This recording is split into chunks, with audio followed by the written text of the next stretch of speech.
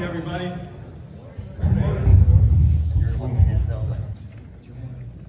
I was 23 years old. I was using the Jaws of Life rescue tool. That tool blew out of the car and crushed my neck. Today, I'm going to share a story. I believe that at the heart of every leader is a story of who they were, who they are, and how their experiences led to their contributions in the leadership seat. The key today is to own your leadership style. We all have different leadership styles that are out there. In leadership, one of the most important things is to be you. Key today is to become the best version of yourself in the process, finding grace and inner peace through the process as you win and as you fail. Key today is leveraging your leadership position to make a positive difference in the lives of those you lead. And most important today, we'll discuss the power of our mindset and ways to lead more effectively in today's disruptive world. I began my career in what Forbes calls one of the most respected professions in the world, firefighter. Recruited into a global Fortune 500 company, I learned many leadership lessons from firefighter to Fortune 500 that I share with you today. I just want to ask in this room, who here feels that leaders have power? Show of hands. Power? All right. No power? I don't see a single hand on no power. So we all agree that leaders have power. And that's right, leaders do have power. So as leaders, we're given power based on what's inherently required to lead. And with great power comes great responsibility to lead effectively. In business, we see power being used as a force for good, like CEO Mark Benioff of Salesforce encouraging his employees to volunteer as part of their company-sponsored paid time off through their 111 program. And we see power being used for bad with recent headlines in the media and all throughout our history books. At an early age, I learned about the reality of power. And that power can be used as a force for good or a force to destroy. I always imagine one seat in a boardroom of somebody. What are they going through? How can we make things better for that person in life?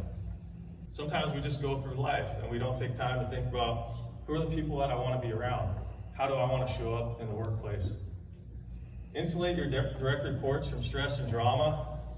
That's how many of us have worked in drama-filled work environments at one point in our life? So I think, yeah, we've all been there. And we always used to say on the fire engine that there's somebody, the designated adult for the day. So being that designated adult for your shift, for your day, that comes with leadership. I worked with NBC News investigative journalists to crack the first research on firefighters with post-traumatic stress. We had 700 firefighters surveyed, then it went out nationally to 7,000 firefighters. And one of the common things too with a lot of trauma is childhood trauma and things that aren't talked about. So understanding that and understanding if we're dealing with rational adult behavior in the workplace or if we're dealing with somebody who might be scared and bringing up things from a long, long time ago and helping people on their journey. One of the choices that I made early on was I didn't like Brussels sprouts. I don't know if anybody here likes Brussels sprouts. Now they have bacon on them. We didn't have bacon back then. So there was no getting out of Brussels sprouts when it came time for dinner. It's like, you're either gonna eat this or never have food again. So my mom and I, when we were a single mom, didn't have a lot of money, that's what it was. Two choices that really defined my trajectory early in life. The first one, were all the football players in the room. I was on the football team, I was a big guy, and I also showed horses competitively. And at that time, I had to make a choice because horse show season was during the summer. And Scottsdale, I showed at Scottsdale, awesome experience. And my coach came in the locker room, and he said, "Aversa, you have a beautiful body."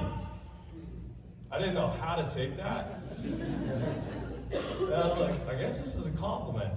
As a coach, I don't want to be, a blocker and all this stuff. I'm getting beat up by these inner city kids. They're like 3 times my size. I want to go tight end if I'm going to go to college and actually do something that I know I'm going to do later in life. I want my time to count. That wasn't an option because I was one of the biggest guys in the suburbs. So I decided to continue with horses. And I went on to become top 10 in the US, 7th overall in the United States, showing Arabian Western pleasure. So that was one of my first choices that I made in life. And what that taught me, and you might relate, is that life is not about these big things. You have seconds in life where you get a chance to make a choice. And going with the information that you have, that led me to become top 10 in the United States. Had I continued with football, I probably would have not gone to the NFL. That's just the odds of that. So I made that choice of what I did. The second choice, how many of you remember September 11th? So I was one of the youngest EMTs ever certified in the state of California. I actually went through the program in high school, and we'll talk about trades and training. And then September 11th hit. About a month after I graduated from high school, I was working on an ambulance. And at that point in time, I had a lot of friends that went overseas. I felt like I needed to sign up for the military. So I started talking with recruiters, and I wanted to go in the Marine Corps to join the Force Recon. That was a choice. My father wanted me to go to the Naval Academy with his connections, and then my stepfather was a fire chief and a business owner. So at the last second, all the veterans in the fire service talked me out of going into the military. And that was a choice that I made to continue on the path of the fire service. And to my brothers and sisters in here who have served, thank you for your service. We all know when our brothers from the fire service don't come back and what happens overseas. So choices are powerful, and we live with those choices. We live with the choice of not making a choice or the choice of making a choice. The first firehouse that I went to was when I was a kid, and that firehouse was in San Francisco out by the ocean. When I was a kid, I was given a belt buckle and firefighter boots. And I thought that was the coolest thing at that age. Why is this important? We've recognized is the need to start early in high school, in middle school actually, of your talent pipeline. So show of hands, I've heard it's really hard hiring people. Who's having those challenges still? Great. The question is, how do we get people younger interested in this industry and making commitments to be a part of your industry at an early age? And one of the most important things I can say is be memorable and give. Give your time, give your knowledge, give your experience mentoring people who are curious about your industry. They're the ones that are more committed than others. Every industry has a talent shortage, and one of the things, when's the last time you brought a big piece of construction equipment to a middle school? Not for a job site, but for the kids to play on there, for them to connect with your industry, for them to do a little construction project. We used to have to do those missions projects in California. We had to like build a mission in 5th grade. What about building something and teaching kids how to build early on? Exposure to role models. So when I was 15 years old, I started going on the fire engine, and that's when I got hooked. That's when I started realizing that my life was about a career of service, and that I wanted to do this fire service or go in the military, and now business world. So take a moment and journal right now about your decision-making process. What's really important on choices are choices rooted in facts, or are they rooted in feelings or emotion? So emotion, you see is highlighted in red. That's that danger zone when we blow up at somebody, when we have hot heads someday, things happen. Sometimes the feelings are right, sometimes they're not right, and then facts are the best place for us to be making decisions in the leadership seat. The firefighter lifestyle. Anybody have some tequila shots last night? Huh? Anybody? No, I'm not judging. I had plenty in my lifetime. So the firefighter lifestyle was very interesting coming in at an early age. I was one of the youngest. I was like everybody's little brother, and everybody wanted to live life through me. I wasn't fully formed yet on who I was, what my values were, what was acceptable in my life, and what wasn't acceptable in my life. Life's a lot different nowadays with yoga, meditation, eating clean, not drinking that much. It's a very different life. I thought that every job out there, you could work another shift and get a $1,000 check coming in for overtime. I didn't realize till I went in my first salary position at a low salary that that's not the case. So with that, I learned the importance of net income as well as financial management. We know so many people in our country live paycheck to paycheck. We know so many people that we offer, how many people get a healthcare plan with their signing up for work? Okay, so most people, if you're an entrepreneur, you know what it's like, you know, either self-insured, funding your things, or not getting health insurance, or going through exchanges, whatever. Can your people afford the benefits you're using? That's where I'm going with this. So, can your people truly afford to go to the doctor? We all want a healthy workforce. I believe that 100% in this room. The reality is, how do we have a healthy workforce when people don't know how to save, or they can't save? They physically cannot save. When I was at Starbucks, one of the programs we had was a cup program where, with our partners, we call every employee at Starbucks called a partner. And if somebody needed something, they could access a special program to help them. We also had another program with Arizona State, the global campus, where you could get a college degree. It was amazing how Starbucks led. And when the talent shortage got really, really bad, guess who came in with that college degree program? Pete's Coffee, if you're in the Bay Area. So Pete's came in, oh, we have a college degree program. They partner with Oregon State. So being first to lead, sometimes people think you're crazy. Being first to talk about financial management in your company, if it hasn't been done before, and bringing things in, people might think you're crazy. And it's something we're told not to talk about, yet it's one of the leading causes of divorce. It's one of the leading causes of business issues, why small businesses in America fail within the first 10 years, over 90%. We know this. So as leaders, it's important to start having these conversations about money management, and thinking about the programs that we have in our offices and in our workplaces to help our talent. And if you're successful in this room, which I would guess most of you are at the top of your industries by being in this room, you have something to offer.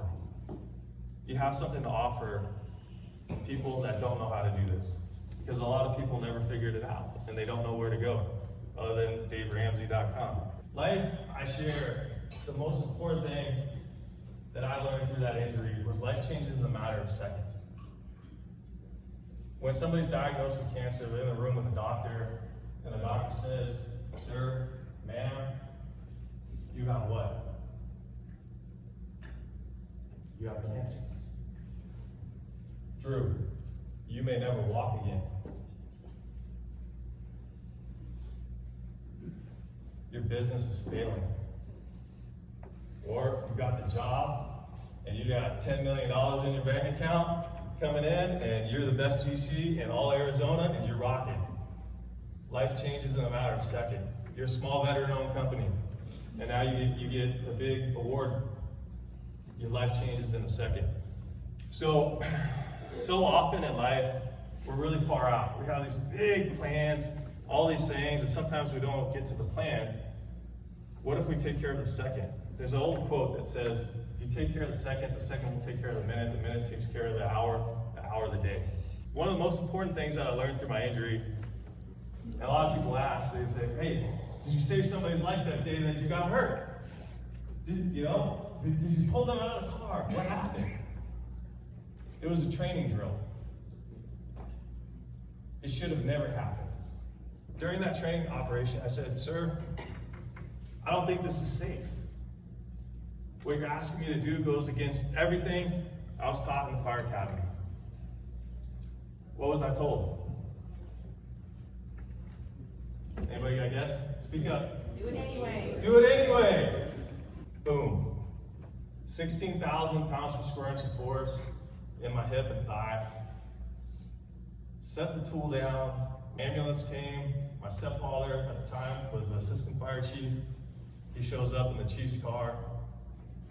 My mom's crying. She never wanted me to be a firefighter, you know. And he was like, your dad now, this is too much. So what happened. And the most important thing I can share with you through that is listen to your people. We hire smart people. We go through these interview processes that sometimes take us 3 months, 6 months to hire people. Executive searches might take a year to hire somebody for the right person. And then our ego gets in the way. And we say, let me finish talking. Whatever. No, this is just, no, you're thinking way too far out. We need to just worry about today. So, the most important thing during training and when you have time and you're not busy is to allow for that psychological safety as well as physical safety. It's very important in the construction industry. We know this with workers' comp, your moderatings, all these different things. Other things that are important are culture, a culture of excellence when it comes to safety. In Japan, one of the things that I learned traveling the world, Japan, they do stretching and all these things before they start on the job site. My stepfather's business was a welding shop. Happened at the shop, the roach coach came, the fried food was there, the burritos were there, and all the things we shouldn't be putting in our body were there. Every single morning, Monday through Friday, the little whistle went on, the little cucaracha sound on the truck, and boom, everybody had greasy, crappy food and donuts. So that was it. But in Japan, which is only a 9-hour, 12-hour flight, depending on where you are, to go see something different, they're stretching. They got everybody out there stretching. Some companies now are doing yoga, other things in the fire service. We're doing yoga now. Firefighters are doing yoga. The baddest of the bad, 20 plus runs a day, engine company guys that I used to work with are doing yoga. When I started talking about this 10 years ago, they thought I was freaking nuts. Crazy. What do you, yoga? That's for my wife. So, things change. Unexpected changes force people to change. If you've ever gone through an unexpected change, you can probably relate. And it forces us to change on a physical level, where we can walk to no longer walk, where we change on a mental level. Thank you for the invocation this morning, Pastor, for the spiritual level, and emotional levels. This is who we are. This is who we are in the leadership seat, but we don't talk about these things that often. That's a holistic you, a holistic me, a holistic us, a holistic industry when we address all these things. So a wellness program is key. How many of you guys have a really good wellness program in this room? Like I'm talking like your competitors, your peers, like that program is badass. Raise your hand. Raise it higher. Don't be afraid to show. All right. If you don't, there's some hands raised in this room. Go talk to them. That's what this industry association is all about. Power networking, ideas, making things better. And embrace the reality of change. One of my friends played for the San Francisco 49ers on the championship team. He's older than me, back when they actually won some good things. And I asked him, I said, hey, I'm having a hard time with my transition from being a firefighter. Like, I don't know what to do. How did you successfully go from NFL to working for FedEx as a salesman? He said, I let the past go. I let the past go. And if you keep thinking you're in the NFL and you're not, you're going to fail every single day in life. Your purpose and your mission. This little lady here is my grandmother, who's no longer with us. When I lost a career as a firefighter, I had another firefighter who committed suicide. I had another firefighter I worked with who went off on a back injury and was hooked on pain medication. I went into my doctor's office, he said, here's a pain prescription for pain pills, or here's one for yoga. The choice is yours. One, $5, one that's gonna cost you a lot of money and insurance is never gonna touch it. I had this amazing woman, my angel, my grandma, said, Drew, you're 30 now. There's people with college degrees. They're already ahead of you. They're doing things with their lives. You're sitting at home depressed. You need to go back to school. I don't care what you get your degree in, but do something. Do something. I don't care what it is. I love you. Do something. So, I listened to Grandma and I went back to school. I was the old man on campus. I was still cool, still dressed like this, still got invited to hang out with the softball team, the soccer team, and all the other things. And we started a frozen yogurt brand in Oregon. It became one of the best regional brands up there at the time. When's the last time you evaluated your mission statement in business? Less than a year, raise your hand. Okay? Within 1 to 5 years. All right, and then I want to know in here, radical candor is a great leadership skill. Who thinks mission vision statements are just bullshit? Laughter. You don't have to raise your hand. It's all good.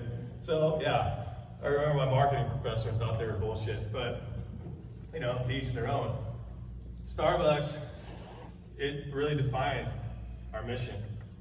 Howard Schultz really defined Starbucks of what he wanted as that third place. Connection, community, a safe spot. Leadership's also important. How many of you went to a Blockbuster store? All right. Who in here is like, Drew, what is Blockbuster? Seriously, we got any like Gen Z and younger in here? Anybody doesn't know Blockbuster? It's safe. The leadership's safe. Raise your hand. We'll get you a Blockbuster t-shirt. Okay, all right. So, clearly, we're all about my age and growing maturely. And there was this thing called Blockbuster where you went in, you got a video. And like a Costco membership. That was kind of like, you know, Costco membership sales, right? And then there's this company called Netflix that was mailing people DVDs, and people thought that was probably crazy. Well, one is still here today and thriving. If you bought Netflix stock when it was low, like Tesla stock, you're doing all right in life. Blockbuster stock, whew, that's a rough one. So, choice as leaders. Imagine what the conversations were like if you were in that Blockbuster leadership team and you said, what's your name, sir? Ken. Ken, streaming? Are you like too young for this industry, man? Really? Are you serious? Why? I got shit to do, Ken. You're taking too long. I gotta go back over here and run Blockbuster, man. I got a private jet coming in and golf trips and oh shit, I don't have a job. My company's bankrupt. The power of choice, the power of mindset, the power of allowing other people to have a conversation. McKinsey talked about having honest dialogues as one of the most important things that we can today in disruptive times as leaders. And that leads us to thinking about our future, our roadmap. How many people in here have a strategic plan for their business? How many people in here need a strategic plan for their business? Couple? Thanks for answering on that. I know it's not easy to say, hey, I need this, because we're busy running our companies. We're busy with the day-to-days. We're busy with the fires and all those things, and then on the phone until 7, 8, 9 o'clock, 10 o'clock, midnight, and then exhausted. And then our kids, I don't have kids, but you guys have kids, you know what it's like. You'll teach me one day, hopefully. So, what is your strategic plan? What is your plan for your company? And a strategic plan is just one plan. So, what's important to do when we're in disruptive times, which we are? AI, how many people are cool with AI? How many people are like freaking out about AI right now? A lot of people freaking out, right? Like, is my job here? Do I have a paycheck? What's going on tomorrow? Like, oh my gosh, what is AI? These like San Francisco Bay Area keynote speaker guys like up here, like, oh my god. So, all right, AI. The horse was here, the carriage, and then some guy from Ford came, and he thought about some crazy idea about an assembly line, and then some Musk guy is launching rockets to the moon and all these other crazy things, and you can go up there for what, $250,000 now and go hang out in space. Things are changing. Things constantly change. They always will change. That's the cycle of progress. So what's important is we need to develop our teams not only for today, but who in your company understands technology. One of the things when I work with CEOs, some companies have a great tech stack. They understand technology, but they also remember at the core of it as humans, to take care of the people that are running that technology. Other CEOs don't even have an iPad. Can you believe that? Like some people like flip phones still. Nokia. There's a market for everybody. Okay. So, something to think about is you need to develop not only for today, but for tomorrow. Facilitate change management. And the best way we do this is by leading by example, by being kind as leaders, by understanding most people in the world are really resistant to what? Change. Change. Why? How many of you guys watch that TED Talk, Simon Sinek, Start With Why? Why are people resistant to change? Any ideas? Fear. Plans that you must have today in this world. You can take screenshots, you can look at the notes later on, but if you don't have these plans, think about it. Some people in business say, oh, I do sales and marketing. Are sales and marketing the same? No. Good. I don't need hearing aids yet. All right, we're good. So no, they're not. They're not. They're two separate plans. Should they be integrated and work together? Sure. Yes. So it's important when we see companies with those big silos and verticals. One of the things that I always am the guy in companies I come in and I connect the things because a lot of stuff in big corporations is vertically driven. We found that doesn't work a lot. So they realize, hey, we need to collaborate more. We can't just be in this stack, in this big organization. We need to have better results. So how do we do that? We work together, integrating these plans. One of the things I talked about too, and I'll say it over and over again, is your people. So total compensation, what does that look like?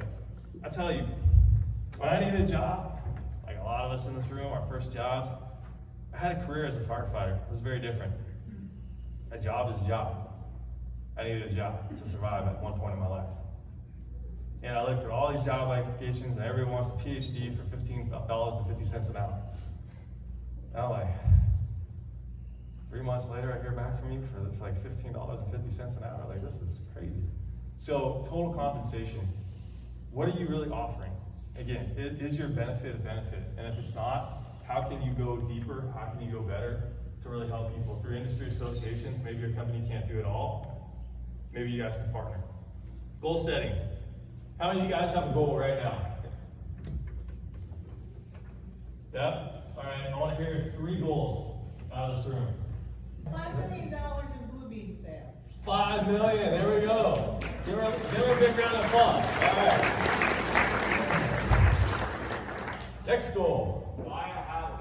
Buy a house. Congratulations. Next goal. Hello. 3. Lose weight. Lose weight. Love it. All right. Are these goals achievable that we just heard in this room? Yes. Can somebody make $5 million in this room?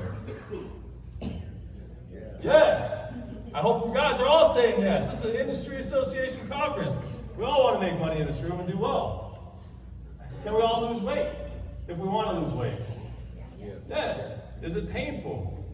Yeah, because you calories in, calories out, exercise, starving yourself. It's fun. So, most people, 92%, never achieve their goals. Why?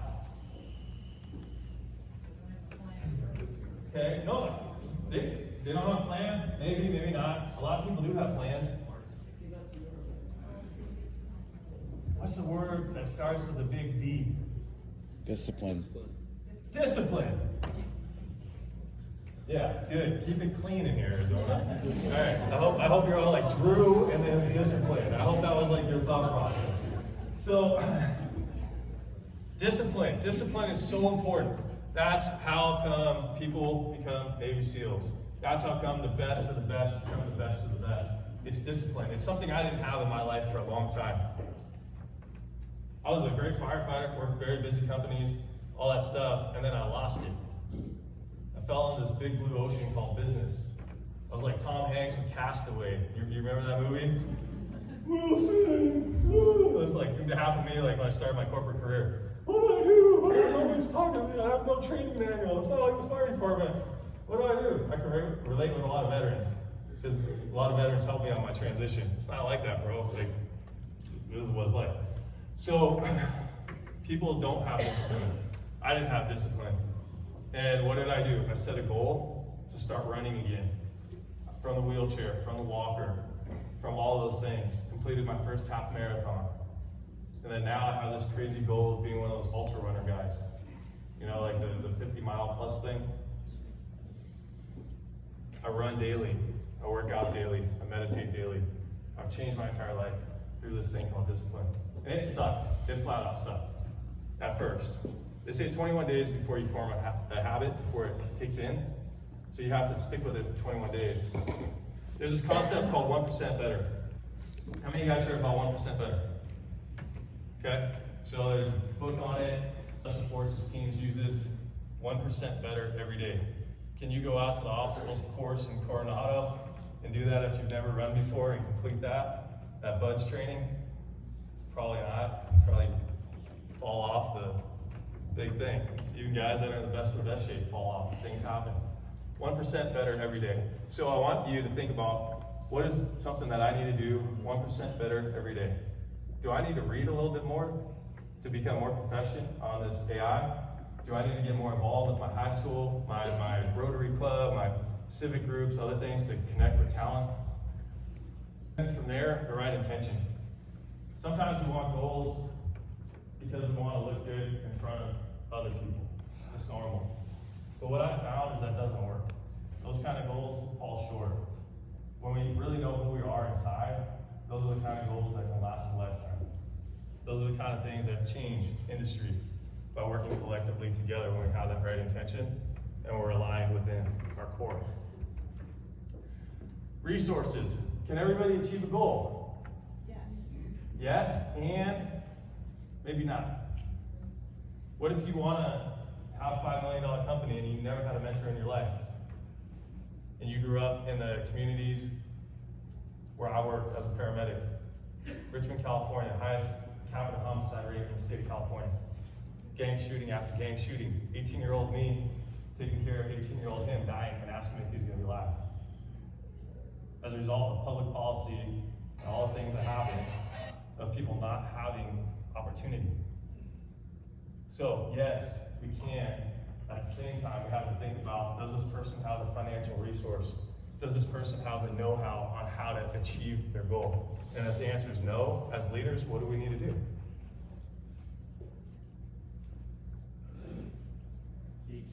Teach. Take that kid to the golf course with you that's never been to the golf course and let them screw up golfing horribly, but just let them be present with you. Get that connection between you two and realize we're all human and we're here to help each other and we can help each other. So then we get to, yes, we can achieve it, but it takes us to be conscious and to realize this person didn't come from where I came from. How can I help them get to where they want to go? They're driven, they're determined, they're disciplined. Help those people. So is goal setting still the goal? This is something that I got asked a lot through my journey. Is the goal still the goal? And think about that. You can journal that later on. Is my goal still the goal? And so often it's not. Can we have 10 goals running at the same time? Yes, no, maybe so? No. Where are my type A's? Alright, doesn't work out that well. I have an incredible doctor that helps me with all the running, all the crazy things I want to achieve. Every time we're talking to each other. What's your goal this week, Drew? What's your goal this month? Is it still 50 miles? Is it still this? Is it to be 40 years old and be in shape with no injuries? What's your goal? Because you can't have them all. Smart goal setting. Some people like visuals. You can take a photo of it. It's in the slides. Smart goals. Everybody familiar with this concept? You can have a little chart that says start, right? Pause, and stop. That helps people. We're all different. We think process differently. Some people need you to tell them, start this, keep focusing on this, you're doing great. Stop this is just noise, I don't need you to do this. Pause for now, this is just not ready, it's not the right time yet to do that. Lifelong learning, professional versus personal development. Who here thinks professional development is the most important thing? What about personal development? Man, this is awesome room. I guess some rooms where people are like, I don't want to talk about personal development. I don't know, like, yeah. So, that's me in Costa Rica doing yoga. I took 2 weeks out of my life, and I had no cell phone, just a journal, and I did this yoga teacher training. What are you reading today? We go to college, and then I remember when I got done with the MBA program, I'm like, damn, what do I do? I'm like studying, reading all these things. I have so much time. And then I got back to being disciplined. All right, let me read a new book every month. All right, so one book a month is what? 12 per year. Some people in this room probably do like 3 or 4 speed readers, like Audible, like ×2 in the car and all that. Maybe you get like $100 a year, like you beat me. That's awesome. So I know I can do 12 months. I know that's my commitment. So I set a goal I can achieve. If you can do 100, that's incredible too. Last time you focused on you.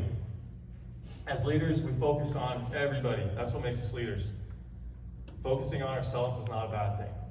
Having a mentor, sometimes it's important. I remember a Fortune company that I was in, they're like, oh, here's your mentor. I'm sitting there and I'm like, not getting anything out of this conversation. So it's okay to have coaches and hire coaches for your talent.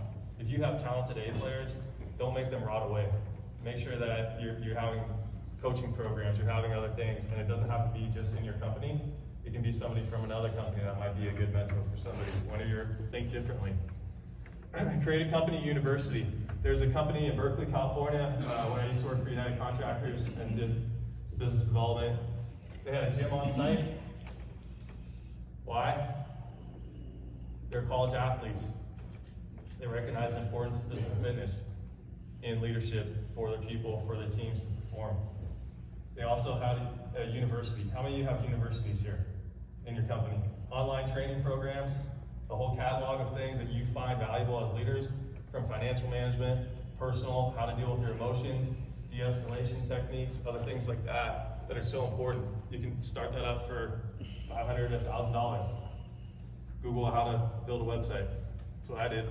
Travel was one of the biggest things that changed my life.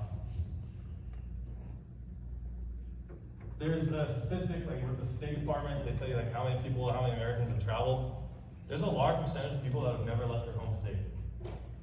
And with gas in California, you guys haven't made like $4. I saw this out here, I'm like, are you kidding me? Like $6 in California, like $6.50. So some people can't afford to leave their home. They can't afford to leave within 15 miles of where they work and live. I've been fortunate, 15 countries. How many people got me beat in this room? Yeah, all right.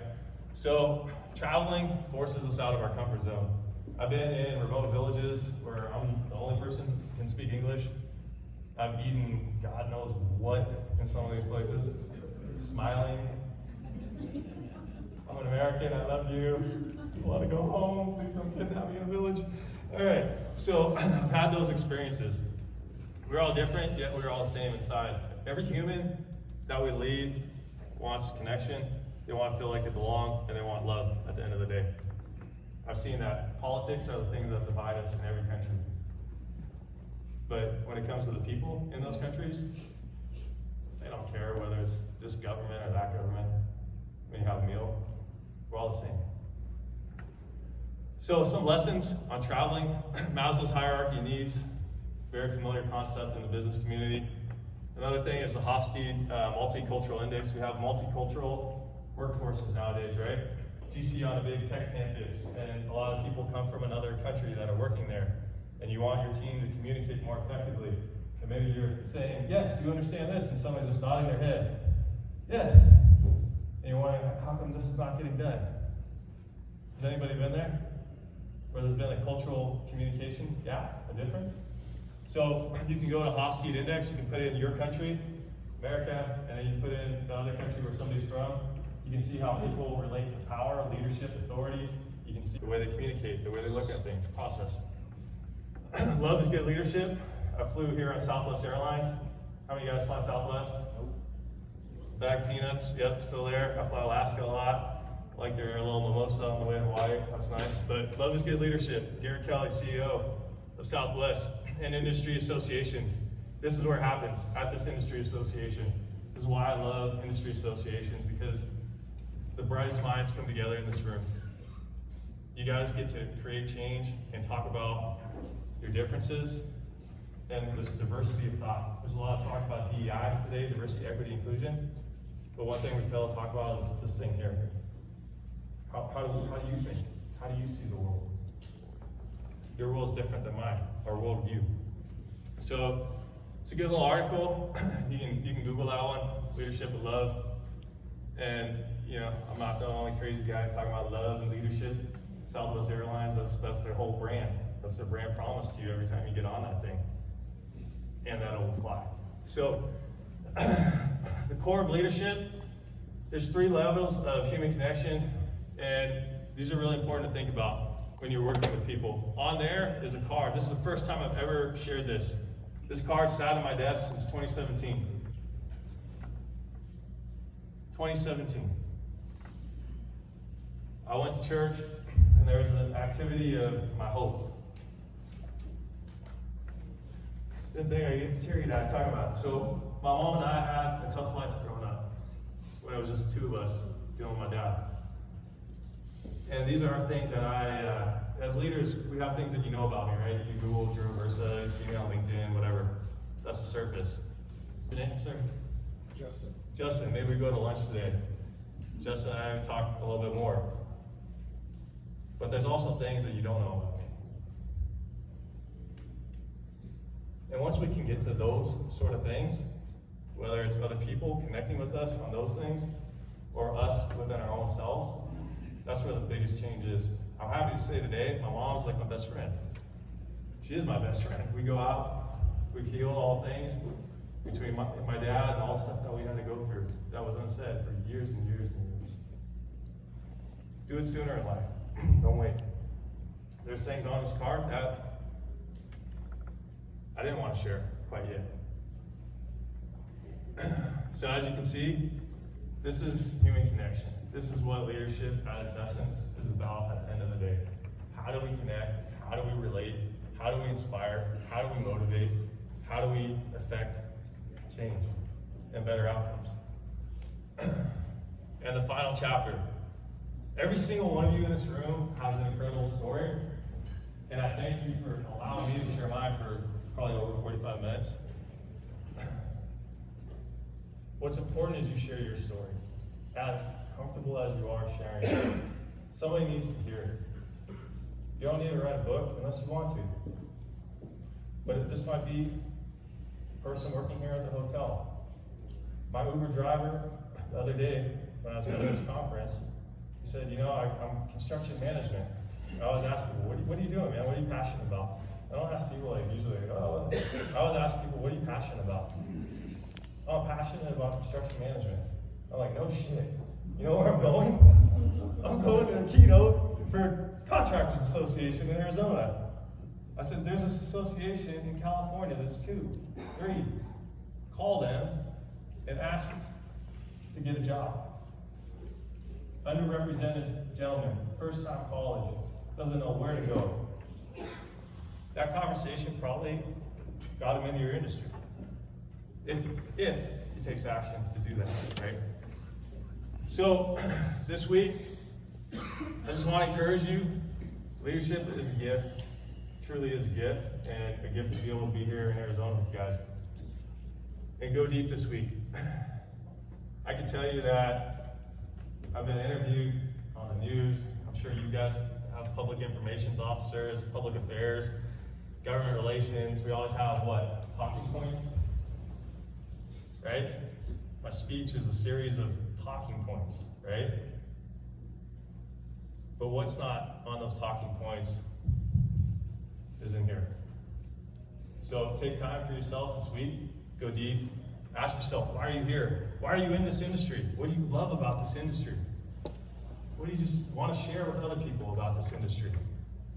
What is your purpose as a CEO? As a new grad coming to a conference? Maybe we have people at all different spectrums of their career at this conference today. And what is your legacy? Some people, like I mentioned, Mark Benioff at Salesforce, his legacy is going to be massive, right? Technology, philanthropy, all these other things. What if your legacy is just being the best husband, wife, son, daughter? Could that be your legacy? I think that'd be pretty awesome. You don't have to be the CEO to have a legacy. And lastly, who can you call this week?